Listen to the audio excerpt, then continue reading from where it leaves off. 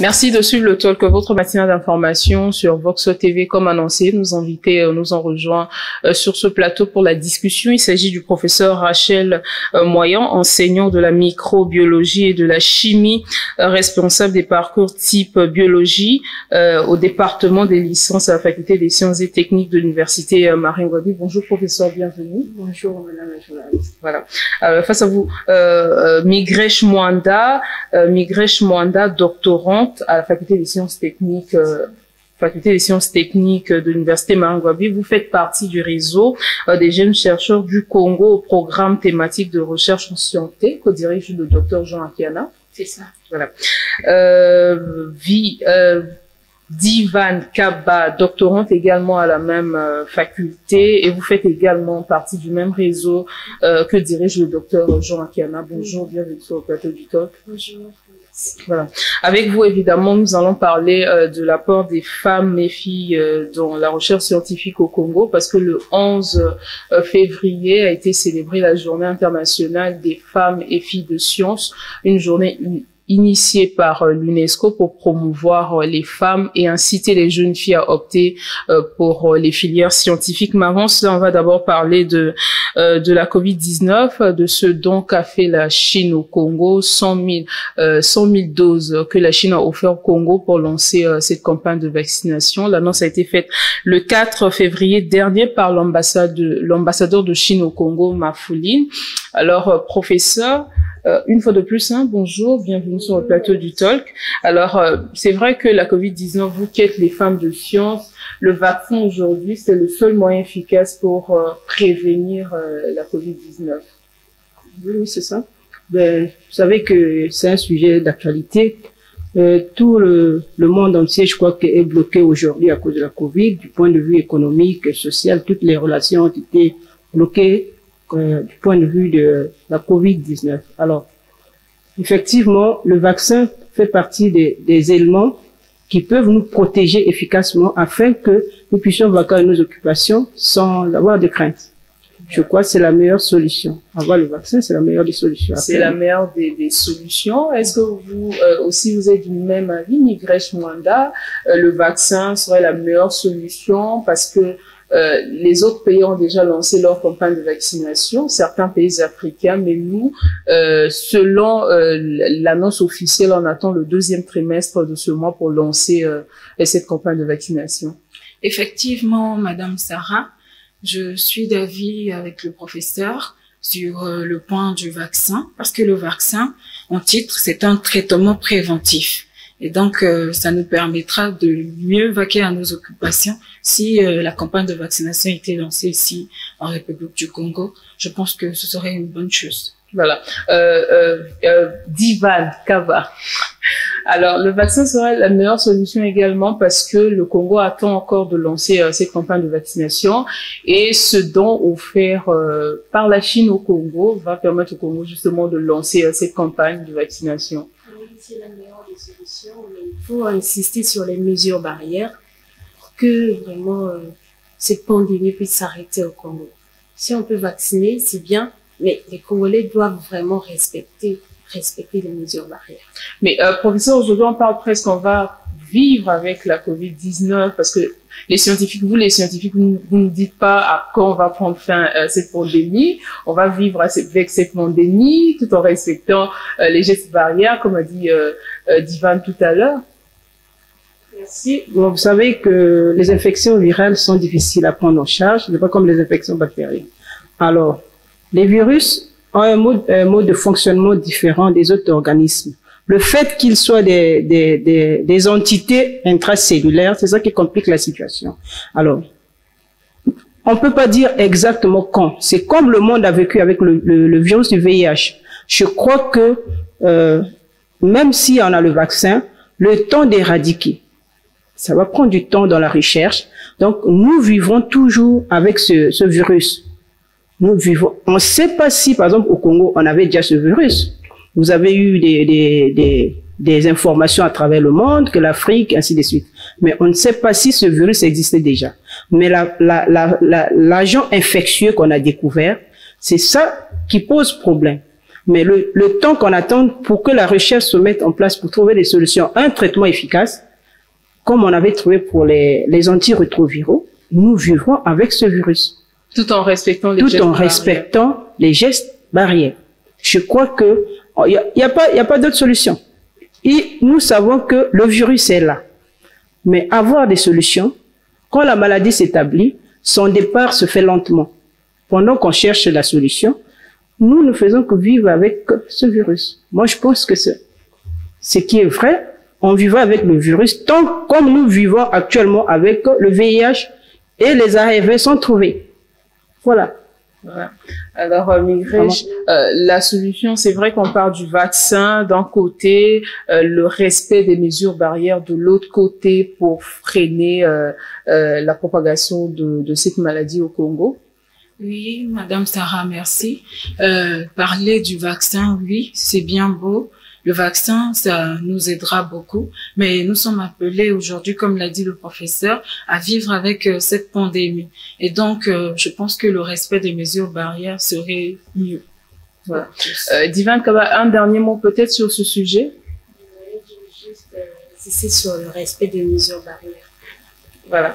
Alors, merci à vous trois, Divane Kaba, professeur Rachel Moyen et Migrèche Mwanda pour vos réactions sur ce sujet.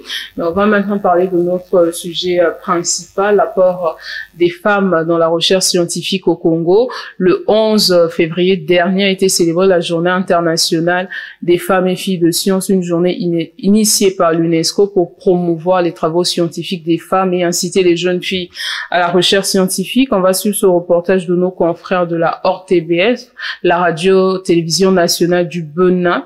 Selon un rapport de l'UNESCO, le Bénin et l'Algérie comptent plus de femmes dans la recherche scientifique que les États-Unis et la Suisse. On suit ce reportage. Adoptée par l'Assemblée générale des Nations unies, la Journée internationale des femmes et des filles de sciences a pour but de promouvoir l'accès et la participation pleine et équitable des femmes et des filles à la science. Cette journée permet de rappeler que les femmes et les filles jouent un rôle essentiel dans la communauté scientifique et technologique et que leur participation doit être renforcée. Au Bénin, par exemple, plusieurs femmes s'illustrent positivement dans l'univers de la science et de la technologie. C'est pas tabou, les TIC. Il suffit d'avoir la volonté de se décider, de chercher à comprendre ce qui se passe dans ce secteur-là aussi, d'être forte, ne pas avoir peur des obstacles. C'est vrai que on pressent les télécoms comme un métier d'homme. La preuve, quand j'étais à l'école, j'étais la seule fille parmi 10. Quand j'étais en stage, j'étais la seule fille parmi près d'une cinquantaine d'hommes. Aujourd'hui, je suis la seule femme parmi les hommes. C'est un choix qui a été fait par défi. Un défi personnel et un défi par rapport à la gente féminine pour restaurer l'image ou pour améliorer ou pour changer l'image qu'on a de la gente féminine en disant voilà tel métier c'est pour les hommes, tel autre c'est pour les femmes. Moi j'ai voulu défier cette tendance en choisissant l'éthique. Dans le secteur de la santé, elle se démarque aussi avec des innovations qui allient médecine et digital, lesquelles innovations sont une contribution à la lutte anti-Covid. Alors, Go Médical, c'est une application e-santé que j'ai la chance de diriger. C'est une application faite par les Béninois pour les Béninois. C'est vraiment de rapprocher le patient du médecin, permettre au patient de trouver assez rapidement un médecin dans sa zone pour pouvoir s'y rendre. Covid oblige, c'est permettre aux citoyens de pouvoir parler avec un médecin en ligne sans avoir à se déplacer. Donc, c'est un peu ça, Go Médical. C'est une application pour le patient, une application pour le médecin qui reçoit ses rendez-vous, mais également une application pour le centre de santé qui peut gérer tous les employés. Quand je parle d'employés, je parle de médecin, secrétaire médical, etc.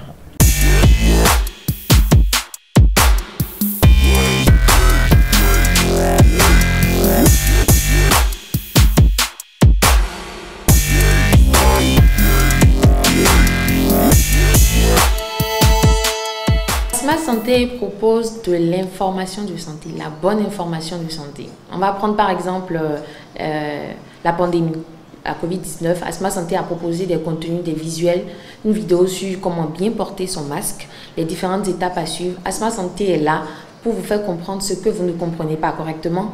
Asma Santé est là pour effacer les idées reçues qu'on a sur tel ou tel médicament.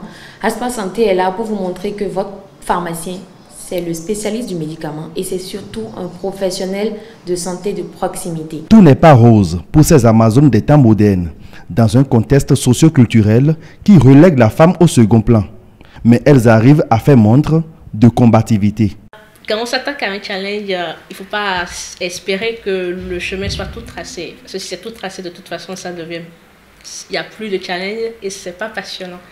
Donc, on a des hauts et des bas. Et le plus important, c'est de pouvoir se focaliser sur le pourquoi on fait tout cela. Et cela ramène en fait au sens de la mission, pouvoir avoir une idée claire de où est-ce que vous allez et pourquoi est-ce que vous le faites. Ce qui fait que quand ça semble tout désert, quand ça semble désespéré, en se focalisant sur la finalité, on arrive toujours à retrouver le chemin initial et l'orientation à garder. Les grands défis de l'agenda 2030 pour le développement durable, qu'il s'agisse de la santé, du changement climatique ou des technologies, exigent la formation d'un maximum de talents féminins. C'est pourquoi il est impératif d'augmenter le nombre de femmes actives dans les domaines scientifiques. La diversité dans la recherche élargit le bassin de chercheurs, apportant ainsi de nouvelles perspectives et de la créativité. Voilà, alors professeur Rachel Morgan, nous avons suivi ce reportage de nos confrères de la ORTBF concernant justement cette journée. Je parlais tantôt qu'un rapport de l'UNESCO dit qu'il y a plus de femmes ingénieures et dans les technologies de l'information et de la communication au Bénin et en Algérie que aux États-Unis et en Suisse. Que vous inspire d'abord cette journée des jeunes filles et femmes de sciences? Merci, Madame la journaliste. Alors, cette journée est d'ailleurs la bienvenue. La bienvenue, pourquoi? Parce que de la même manière que les hommes peuvent exercer certaines fonctions, les femmes aussi peuvent l'être. Alors, d'où l'importance de cette journée. C'est pour valoriser les femmes scientifiques. Valoriser la femme scientifique, lui montrer comment est-ce qu'il peut arriver au même niveau que l'homme, comment est-ce qu'il peut faire les mêmes techniques que l'homme utilise, comment est-ce qu'il peut exceller. D'ailleurs, si on faisait les tests, peut-être que les femmes pouvaient plus exceller que les hommes. Mais comme on le fait pas, le mieux c'est qu'on enlève cette frustration de dire toujours homme-homme, mais qu'on permette à la femme de faire autant que l'homme. Voilà. Alors, Migresh Mwanda, je rappelle que vous êtes doctorante, vous êtes spécialiste en psychologie, en physiologie intégrative et physiothérapie expérimentale. Donc, en quoi justement consistent vos travaux de recherche? Merci, Madame la journaliste. Effectivement, je suis doctorante en pharmacologie. Bon, je peux dire physiologie intégrative et physiopathologie expérimentale. Je travaille sur la cardioprotection avec les plantes médicinales, ceci dans le cadre de la valorisation des plantes médicinales du Congo. Et cela rentre dans le cadre des thématiques du CAMES, donc le programme thématique de recherche en santé et le programme thématique de recherche en plantes médicinales traditionnelles. Voilà. Je vais poser donc la même question que je vais poser tout à l'heure au professeur. Oui. Que vous inspire cette journée, vous en tant que jeune fille, parce que cette journée met l'accent sur les femmes et les filles de science. En ce qui concerne la journée qui met accent sur les femmes et les filles de science, je pense que la journée, cette idée a été bel et bien initiée. C'est vraiment une action louable parce que nous devons promouvoir c'est les femmes qui ont choisi de faire science. de nos jours, on observe plus de frustration auprès des jeunes filles à s'engager dans les filières scientifiques parce qu'elles ont dû entendre auprès des familles et dans les rues que les femmes ne peuvent pas aller loin dans les filières scientifiques, que les hommes sont plus compétitifs ou plus comment je peux le dire, que les hommes sont plus valeureux qu'elles. Mais bon, je pense que initier cette journée, c'est une bonne chose. Voilà. Alors, Divane Kaba, vous également, vous êtes doctorant, je l'ai dit tout à l'heure, hein, vous travaillez sur la nutrition humaine. Ça consiste à quoi exactement? Je suis doctorante en nutrition humaine. J'ai un thème de recherche intitulé « Pratiques alimentaires et état nutritionnel des enfants de 0 à 24 mois au Congo des peuples autochtones et bantous ». Je vais essayer de comparer ces pratiques et l'état nutritionnel de ces enfants dans le cadre de la recherche. Voilà. Mais cette journée, elle vous inspire quoi également en tant que jeune fille scientifique? Cette journée m'inspire la valorisation de la jeune fille scientifique. C'est vraiment une journée qui permet de mettre en valeur les jeunes filles, de les inciter à opter pour les filières scientifiques. Voilà. Alors, professeur Moyen, est-ce que quelle est la place justement? C'est vrai qu'aujourd'hui nous parlons de la jeune fille. Quelle est la place de la femme dans la recherche scientifique, la véritable place? Est-ce que cette femme est réellement très engagée, elle fait des travaux, encore vous venez dans les filières scientifiques simplement parce que vous êtes femme pour faire du remplissage? Quelle est la vraie place de la femme dans la recherche scientifique au Congo? Alors, merci. Moi, je dirais que actuellement, au Congo, la femme occupe une certaine place. On observe une évolution. Alors, si on prend dans les années 90, lorsque moi je suis arrivée à l'université en première année, en 90, si j'ai bonne mémoire, à la faculté de sciences, il n'y avait que 4 dames docteurs. 4 dames, dans toutes filières confondues. Et parmi ces dames, je crois qu'il n'y avait aucune qui avait le grade soit de maître assistant ou de maître de conférence. Alors, quand on arrive aux années 2000, à la faculté des sciences, donc sur 125 enseignants qu'avait la fac des sciences en années 90, il n'y avait que 4 dames. Alors, quand on arrive dans les années 2000, on observe qu'à la fac des sciences, il y a 21 dames. Ça veut dire que ça veut dire qu'on observe une évolution progressive. 21 femmes dans toutes les filières des sciences à la faculté des sciences. Et moi, je me dis que actuellement, il y a cet engouement de femmes à adhérer dans les filières scientifiques. Parce que on est passé de 4 dans les années 90 et on arrive à 21 dans les années 2000. Ça veut dire que c'est une progression. Mais ça ne s'arrête pas là. Alors, dans les années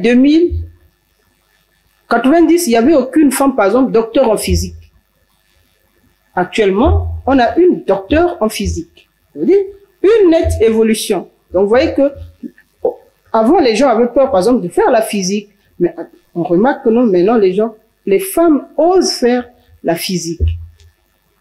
Alors, il y a beaucoup d'éléments qui se font dans la physique. Donc, on note quand même une progression.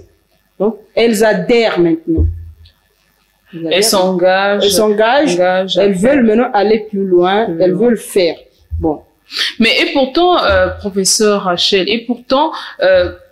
au lycée, il y a beaucoup de jeunes filles qui sont dans les séries scientifiques, mais qu'est-ce qui justifie à ce que ces filles n'optent pas pour l'enseignement supérieur d'embrasser cette carrière scientifique? Moi, je crois que il y a beaucoup de problèmes qui se passent au niveau de la jeune fille.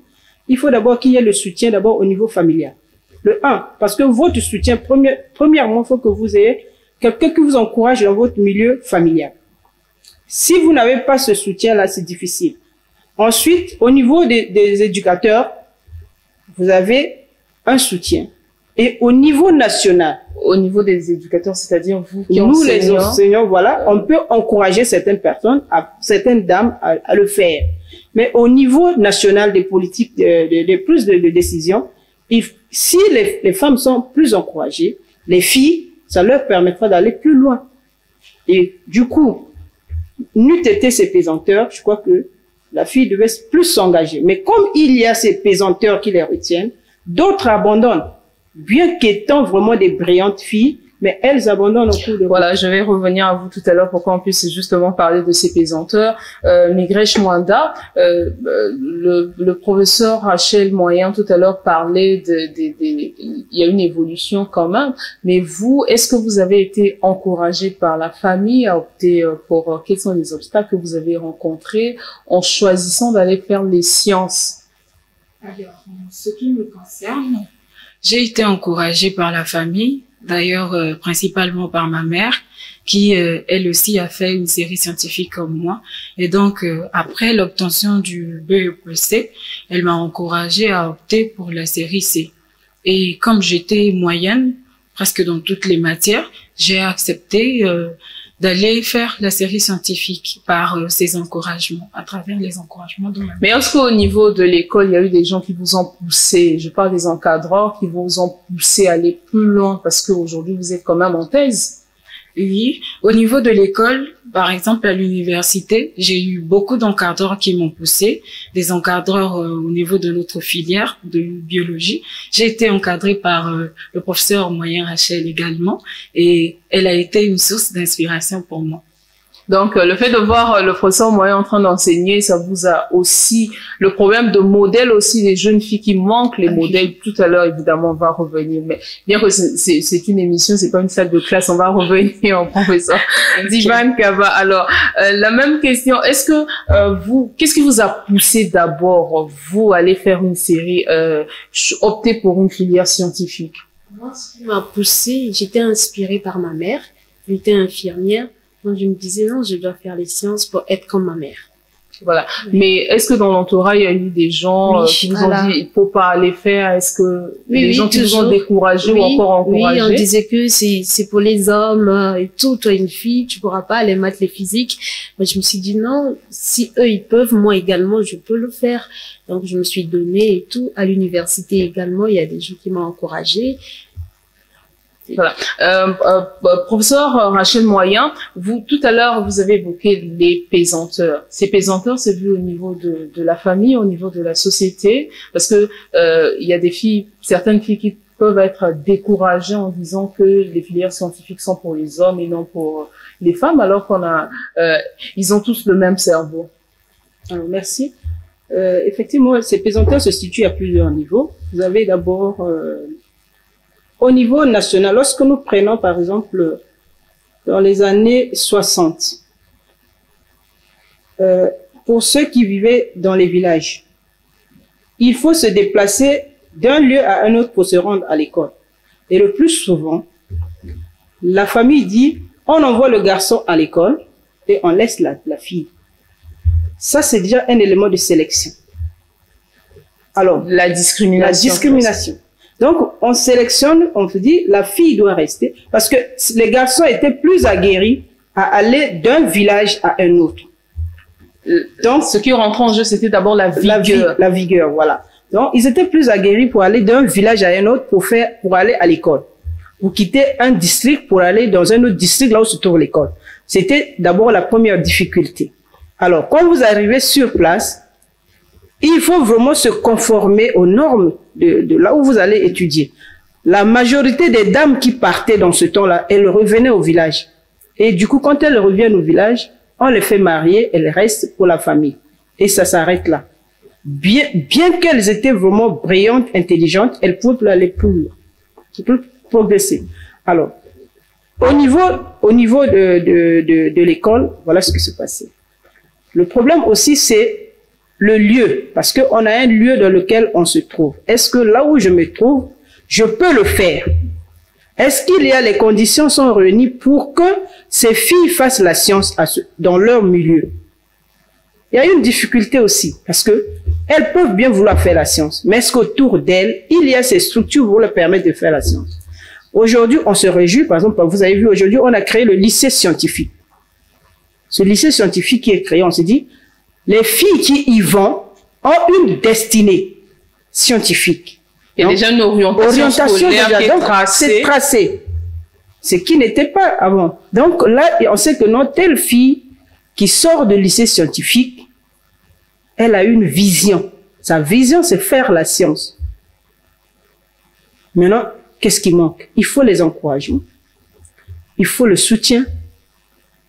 Parce que sans soutien... Mais professeur, c'est vrai que vous évoquez les encouragements, le soutien, mais très souvent, les femmes scientifiques qui ont excellé au niveau des facultés, vous freinez aussi les jeunes filles parce que vous voulez être les seuls leaders à enseigner peut-être à l'école.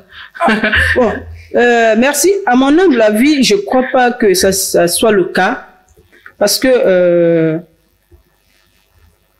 la valeur d'un encadreur, c'est de voir ses élèves exceller, voire même le dépasser. Vous ne pouvez pas vous réjouir si vous faites une matière où vos enfants, ceux que vous avez encadrés, n'arrivent pas loin. Moi, je ne pense pas que ce soit cela. On ne peut pas être leader.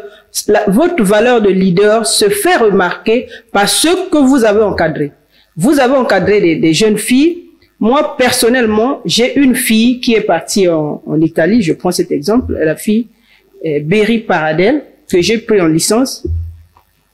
Cette fille, quand elle partait après la maîtrise, elle dit, moi, je veux faire mon doctorat. Je reviendrai ici comme Madame Moya. Tu vois? Elle a pris une référence. Elle va avec un rêve, une idée. Elle dit, moi, je dois le faire. Mais un enseignant ne peut que se réjouir lorsque ceux qui l'a formé ou celle qui l'a formé excellent et voire même le dépasser. On ne peut pas se réjouir si voilà, on n'a pas... Alors, merci professeur, on va te faire tourner la parole. Migresh, est-ce que c'est vrai que vous avez dit qu'il y a eu un environnement familial favorable pour vous permettre d'aller faire les séries scientifiques? Est-ce que l'orientation scolaire peut poser problème, c'est-à-dire la jeune fille ne soit pas placée sur la voie de faire la science, parce qu'il y a certains qui peuvent aussi s'embrouiller.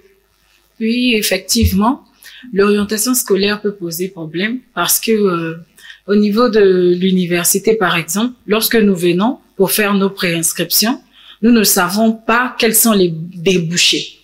Nous arrivons, nous optons pour une filière, par exemple la biologie, et nous ne savons pas qu'est-ce que nous pouvons devenir à la langue en faisant biologie. En choisissant faire la biologie. Voilà. Je pense que ce problème-là, c'est un réel problème. Il doit y avoir des conférences sur l'information parce que les jeunes filles sont parfois, se retiennent parfois pour opter pour certaines filières parce qu'elles ne savent pas, elles n'ont pas l'information sur les débouchés. Certaines se perdent en cours de chemin parce qu'elles optent pour des options auxquelles, au milieu, elles se retrouvent dans un embarras de choix et puis après, elles ne savent plus quelle route prendre. Divan, est-ce que l'orientation scolaire aussi pose problème pour inciter les jeunes filles à opter pour les filières scientifiques? Oui, ça pose problème. Si on est averti en avance, les gens choisiront les filières scientifiques. S'ils savent, par exemple, si je choisis la biologie, au finish, si je fais par exemple BSM, je serai dans un labo, je ferai ceci. Mais le manque d'information bloque les gens à ne pas choisir les filières scientifiques. Voilà. Est-ce que vous n'avez pas peur le fait qu'en tant que jeune fille, vous êtes déjà en thèse, que le mariage, vous repoussez le mariage? À mon avis, parce que est-ce que c'est pas le genre de commentaire que vous entendez dans la cité, que tu es allé très loin dans les études, en plus tu es dans les filières scientifiques, tu vas faire peur aux hommes? Bien sûr, on entend ça de tous les côtés, même à l'université, il y a certains de nos enseignants qui parlent de ça, en disant que vous ne devez pas toujours rester dans le labo tout le temps, vous devez sortir, rencontrer des hommes et faire une vie hors de la fac. Vous ne pouvez pas rester tout le temps à la fac. Et donc, je pense que moi, je n'ai pas peur, à mon humble avis. La faculté, c'est ma vie professionnelle. Et évidemment, les deux choses n'ont rien à voir avec l'autre. Voilà, c'est le cerveau que... Diva, la même réaction. Oui, je vais rejoindre Migresh. Parce que les deux, on peut les lier. C'est vrai qu'on est femme scientifique, mais le mariage également fera partie de notre vie. Mais les femmes scientifiques, souvent, professeur Rachel, vous êtes dur, vous faites peur. C'est pas être dur, mais en fait, c'est parce que c'est ça que les gens... Il y a la différence entre la fonction qu'on assume et ce qu'on est soi-même. Parce que on est dans un milieu universitaire. Alors, vous connaissez bien le comportement des étudiants. Vous ne pouvez pas venir... Bon, peut-être, je ne peux pas dire que je suis dur, mais peut-être j'ai un caractère qui montre que je suis dur. Mais moi, ça, c'est le moi. Que je ne peux pas le changer parce que je suis venu enseigner. Mais ceux qui viennent vers moi, qui viennent poser des questions, qui veulent comprendre sur les cours que je fais, ainsi de suite, ils peuvent avoir des éléments de réponse. Toujours, je suis ouverte. Parce que ce qui est vrai, que nos filles, souvent, elles n'abordent pas. Je l'ai toujours déploré. Je peux rester, j'ai toujours dit aux filles, quand vous ne comprenez pas, la pédagogie dit qu'il y a la prise en charge de l'apprenant, même hors de la salle de classe. Il faut poser des questions, il faut oser. Bon, comme elles ont peur, c'est pas être dur, mais elles ont peur, elles sont frustrées, et puis elles reculent.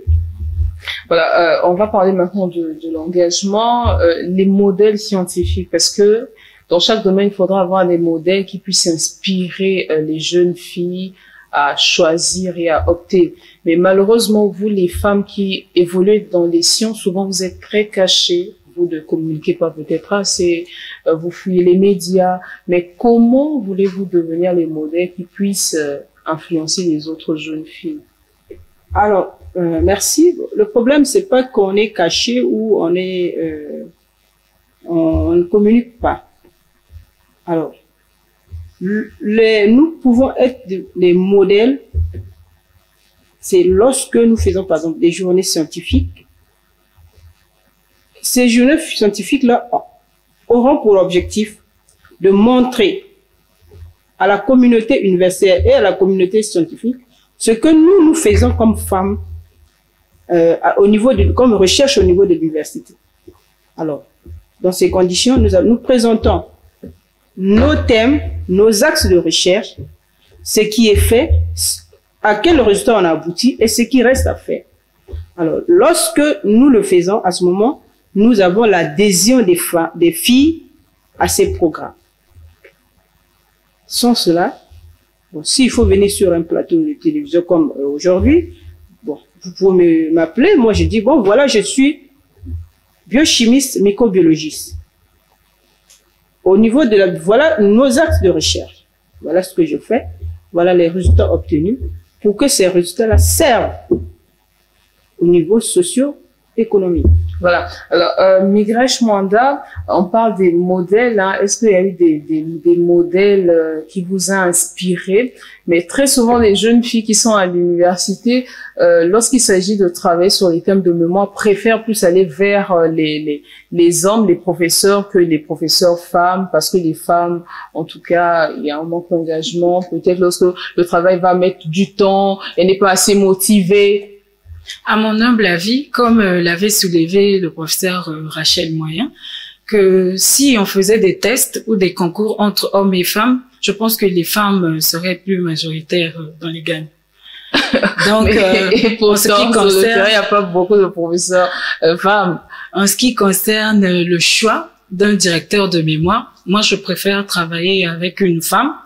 Mais ne dites pas ça parce que le professeur Rachel est sur ce plateau. Très souvent, c'est ce que les étudiants disent. Avec un homme, tu vas aller plus rapidement qu'avec une femme parce qu'elle est chargée, surchargée, elle a beaucoup de charges. Et puis, elle est moins engagée, elle est moins motivée. Oui, effectivement, il y a certaines femmes professeurs qui sont ainsi, mais c'est à toi, l'étudiant, de voir, en fait, la personne avec qui tu veux t'engager pour un élan scientifique. C'est ça. Divan? Moi, déjà en nutrition, il n'y a pas de dame. La professeure, elle est déjà en retraite, il n'y a que des hommes. Voilà, les choses. Voilà. Alors, on revient encore, hein, professeur, à ce problème d'engagement. Il y a des filières où c'est vrai que vous plaidez pour la parité homme-femme, mais sur le terrain, il faut travailler pour que la parité se fasse sentir aussi. Oui, le problème, il est permanent parce que, bon, il y a des départs à la retraite. Et ensuite, lorsque un enseignant va à la retraite, je crois, s'il était seul dans la classe. Au fait, c'est un problème de formation aussi. Parce que un professeur, il est arrivé au grade de professeur titulaire. Qu'est-ce qu'il a laissé derrière? C'est ça. Qu'est-ce qu'il a laissé comme assistant, comme maître assistant? Mais si entre lui et la base, il n'y a pas d'autres enseignants, ça veut dire que la filière s'arrête.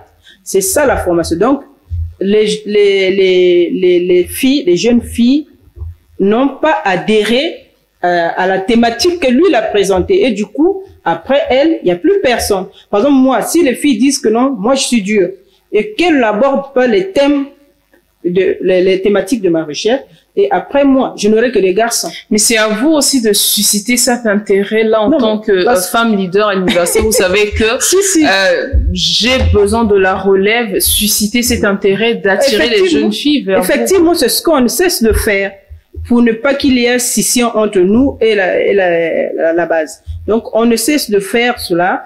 On sollicite toujours l'adhésion des jeunes filles à cette thématique, afin qu'il y ait toujours une éternelle perpétuation des générations, qui n'est pas seulement des hommes, mais je peux dire qu'aujourd'hui, presque chaque année, si j'ai 3 étudiants encadrés, il y a une doctorante. Si j'ai 3 étudiants, il y a toujours une doctorante. 3 étudiants, il y a toujours une doctorante. Donc, ça montre bien l'engouement que elles aussi, elles veulent aller plus loin. C'est notre Est-ce que l'obstacle chez la jeune fille n'est pas psychologique? Parce qu'elle est brillante, évidemment, on l'a dit sur ce plateau, elle a les capacités. Est-ce que l'obstacle n'est pas psychologique? Je pense que non. L'obstacle n'est pas psychologique. Parce que, moi, je pense qu'on peut avoir des filles qui peuvent laisser en première année.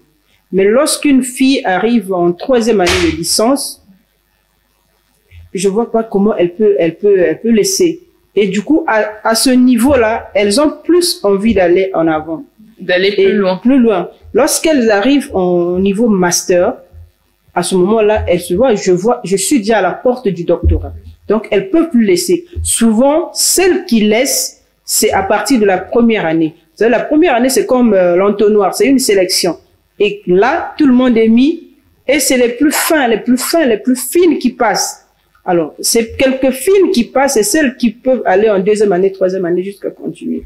Mais c'est pas, par exemple, en 2018, par exemple, on avait reçu sur 1249 inscrits, on avait 661 filles.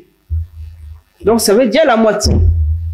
Parité, 50-50. Donc, 661. Mais est-ce que tous sont arrivés au niveau, n'arrive pas. Master, non. Thèse? Non. Toutes n'arrivent pas. Toutes n'arrivent pas. Et en 2019, je crois qu'on avait 88 filles en licence de biologie. Ça, c'est la licence où moi, je supervise. 88 filles en toute licence de biologie, que ce soit la biologie animale. Mais puisque, professeur Rachel, vous constatez que sur le terrain, évidemment, il y a un problème parce qu'il y a des filières où les femmes sont sous-représentées. Il y a des domaines où les femmes sont sous-représentées. Vous, au moins, vous avez eu la chance de chapeauter un département, mais pourquoi ne pas créer cette politique-là qui va faire à ce que vous allez entraîner les jeunes filles avec vous? Si, la politique y est. La politique, mais le problème, c'est que au niveau du doctorat, c'est un problème de spécialité. Alors, chaque fille est orientée vers sa spécialité. Ou chaque étudiant, je peux dire, est orienté vers sa spécialité. Alors, mais je peux pas mobiliser parce que une fille qui dit, elle veut faire la biochimie. Aussi, il y a plusieurs biochimistes, elle peut faire avec un autre docteur, un autre professeur, mais pas avec Madame Moyen. Là, à ce niveau-là, je n'ai pas le droit de lui en empêcher parce que c'est son choix. Le choix, au niveau de la thèse, c'est par rapport aux spécialités que les filles peuvent aller chez un enseignant ou chez un autre. Chez nous, la mobilisation, nous pouvons les prendre, par exemple, les orienter au niveau de la licence. Dès qu'ils sont en fin de licence, c'est à ce moment-là, quand on les envoie dans les stages en entreprise, on peut dire, lorsque vous allez en stage, c'est à ce moment-là qu'ils ont la préférence pour tel ou tel domaine pour les études antérieures. Donc, ils savent que non, moi, les études futures, antérieures, j'ai fait par exemple ceci, mais le futur, moi, tel que j'ai vu au laboratoire, je peux prendre telle filière pour ma carrière, ma spécialité. Donc, à ce moment-là, nous, qu'est-ce qu'on peut faire? C'est ce qu'on leur a donné comme base en licence qui leur sert de choix de toutes les filières possibles. Migrash Mwanda, qu'est-ce qui fait à ce que les jeunes filles arrivent massivement, quittent le lycée, massivement à l'université, choisissent les filières scientifiques, après au bout elles abandonnent? Je pense que sur ce point, il y a beaucoup d'axes qui peuvent faire que les filles abandonnent en cours de chemin. Par exemple, je prendrais le niveau d'instruction des parents. Si les parents ne sont pas assez instruits, quelquefois ils ont du mal à pousser leurs enfants à aller plus loin. Il y a certains qui disent, par exemple, tu t'arrêtes seulement au bac, l'université, je ne pourrai pas payer tes études.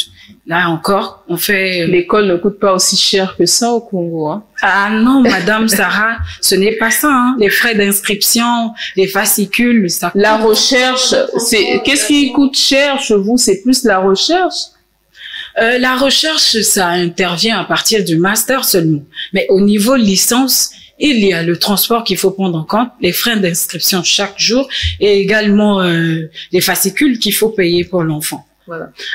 Divan, pourquoi les jeunes filles viennent en masse après et décident d'abandonner, sont découragées? Faut ajouter la volonté. Des fois, ils sont pas capables. Par exemple, je me souviens, quand on était arrivé nouvellement à la fac, en 2013-2014, il fallait se réveiller très tôt pour arriver à la fac afin de prendre les premières places, ainsi de suite. Si tu n'es pas habitué, tu vas t'arrêter au cours du chemin. Donc, voilà, la détermination qui rentre en jeu, oui. Le courage, l'engagement. Ouais. Mais avec vous, on va aborder ce dernier point de cette émission, la formation, la qualité de la formation professeur moyen. Est-ce que c'est vrai que les jeunes filles au Congo, les femmes scientifiques, il y a très peu de femmes scientifiques, il y a que quelques noms qu'on cite à l'extérieur du pays. Est-ce que la qualité de la formation, surtout vous, les enseignants de l'université Marie-Ngouabi, vous êtes plus épinglés sur la qualité de la formation que vous donnez à vos étudiants? Année après année, vous êtes sur les mêmes choses, vous revenez sur les mêmes choses. Merci. Mais quand vous dites la qualité, moi je crois que ça c'est ce que les gens disent.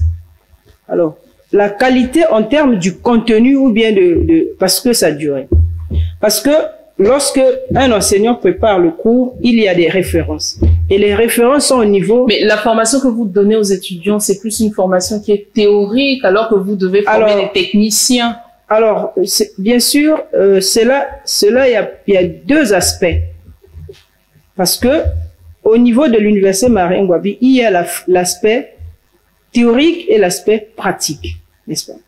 Alors, nous, on fait la théorie et la pratique lorsque les conditions sont réunies. Lorsque la pratique est réalisée, lorsque les conditions sont réunies. Parce que la recherche scientifique nécessite beaucoup de matériel. Vous n'avez pas de laboratoire? Nous avons des laboratoires, mais qui ne sont pas mieux équipés. Donc, on fait le minimum possible avec l'équipement que nous avons à notre disposition. Donc, c'est pas, quand on dit, on reprend les mêmes choses. Quand on fait un cours, le cours est fait sur la base des références, des livres qui sont connus au niveau mondial. Quand je prends mon cours de microbiologie, je fais mon cours de microbiologie, je prends la base, le sous-bassement, ce sont des documents, des livres. Et ce livre-là est édité à travers, n'importe qui peut avoir ce livre. Moi, je vous dire que non, la formation n'est pas bonne. Je vous prends un exemple, excusez-moi. Aujourd'hui, j'ai une étudiante qui est avec nous, qui est partie en Chine. Quand elle arrive, malgré l'apprentissage du chinois, et ainsi de suite, elle m'appelle, elle dit, vraiment, n'eût été ce qu'on avait appris là-bas, je ne pouvais rien faire au labo. Moi-même, j'ai subi le même sort. Nous aussi, on disait, en tant qu'étudiante, on disait la même chose. Moi, j'ai subi le même sort parce que j'ai été l'étudiant dans les années 90 quand j'ai eu mon bac. En 93, la faculté des sciences a été détruite. J'ai été orienté en Afrique de l'Ouest. J'arrive au Burkina Faso avec 5 mois de retard. Alors, on s'est mis au travail, photocopier. Mais quand on arrive, ce que nous disions c'était de la théorie, mais quand on arrive sur place là-bas, on était des meilleurs.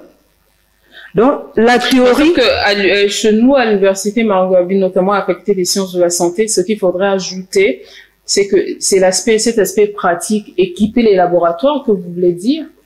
Oui, bon. Si les laboratoires, les étudiantes sont là, les doctorantes sont là ici présentes, elles savent ce que font. Nous avons le minimum, on ne peut pas dire que nous, on n'a rien totalement, non. Faire une science équivaut à apprendre une technique donnée. Faire la science, n'importe quelle science, il y a une technique d'apprentissage. Alors, merci, professeur Rachel Moyen. Vous enseignez la biochimie. La biochimie. Et microbiologie. Et vous êtes responsable parcours type biologie au département des licences à la faculté des sciences techniques. C'est ça. Migresh Mwanda, doctorante. Est-ce que la formation à l'université, notamment les filières scientifiques, manque cet aspect technique qui devra accompagner la formation? Eh bien, à mon humble avis, la formation au niveau de l'université Marangouabi manque déplorablement de plateau technique parce que nous sommes confrontés tout le temps à beaucoup de problèmes parce qu'il y a des appareils qui nous manquent, des réactifs que parfois les étudiants et certains professeurs qui se démènent pour acheter, voilà. Divin Kaba, est-ce que c'est le même problème, c'est-à-dire à l'université, c'est vrai qu'il y a une formation qui est là, vous avez des enseignants, mais l'aspect technique, on juge surtout, souvent on dit que la formation à l'université est plus théorique que pratique. Technique également qu'on fait à la fac. Oui. Bien sûr qu'on n'a pas tout le matériel, mais quand même, on s'efforce à ce que... mais qu'est-ce que vous déplorez, vous, dans votre formation? C'est cet aspect technique? Chez moi, oui, exactement, oui. C'est un aspect technique. Alors, merci à vous trois d'être passés. Divan Kaba, doctorante, vous travaillez sur la nutrition humaine à la faculté des sciences et techniques de la santé. Migresh Mwanda de l'université évidemment, je vous ai présenté comme de l'université Marangouabi. Migresh Mwanda, doctorante, vous êtes spécialiste de la physiologie intégrative et pisco. Voilà. Alors merci à vous trois et au professeur Rachel Moyen d'être passé sur le plateau du talk. Merci à vous également de nous avoir suivis. Merci aux équipes techniques qui ont réalisé cette émission. On se retrouve très bientôt pour un nouveau numéro du talk. Au revoir.